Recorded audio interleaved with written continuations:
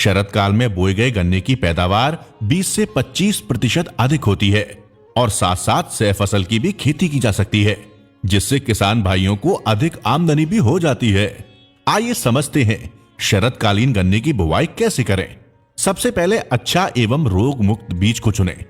याद रखें, लाल सड़न, कंडुआ, जीएसडी, उकठा आदि रोग से ग्रसित गन्ने के प्लाट से बीज बिल्कुल ना लें। गन्ने के एक एक आंख के टुकड़े को काटें और कीटनाशक फफूंदीनाशक घोल में डालकर शोधित करें। घोल बनाने के लिए 250 से 300 लीटर पानी में 375 ग्राम थायोफिनेट मिथाइल, 375 ml इमिडाक्लोप्रिड अच्छी तरह से मिलाकर घोल तैयार कर लें और बीज को कम से कम 15 से 20 मिनट इस घोल में डालकर छोड़ दें। गन्ने को शोधित करने से गन्ने में बीमारी एवं कीटों का आक्रमण होने की संभावनाएं कम होती हैं। अब मिट्टी का शोधन करें, जिसके लिए ट्राइकोडर्मा का इस्तेमाल 5 से 10 लीटर प्रति हेक्टेयर की दर से करें। ध्यान रहे, ट्राइकोडर्मा पुराना नहीं होना चाहिए। तैयार खेत में पूरब से पश्चिम 4 से 4.5 फीट पर ट्रेंच प्लांटर से नाली निकालें।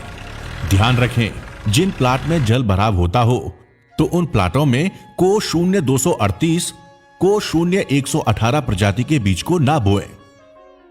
फिर एक आंख के शोधित गन्ने बीज के टुकड़ों को नाली में रखें।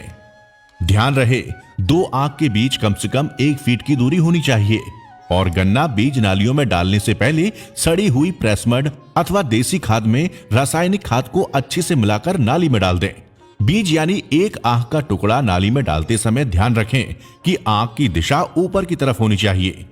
अब लगभग 1-2 इंच मिट्टी गन्ने के टुकड़ों के ऊपर अच्छी तरह से डालकर ढक दें और ध्यान रहे कि को 0118 प्रजाति के बीज बोने एवं 1-2 इंच मिट्टी ढकाई के बाद मिट्टी चढ़ाई का कार्य कम से कम 60 से 70 दिन के बाद ही करना चाहिए और किसी भी दशा में पाटा नहीं लगाना है।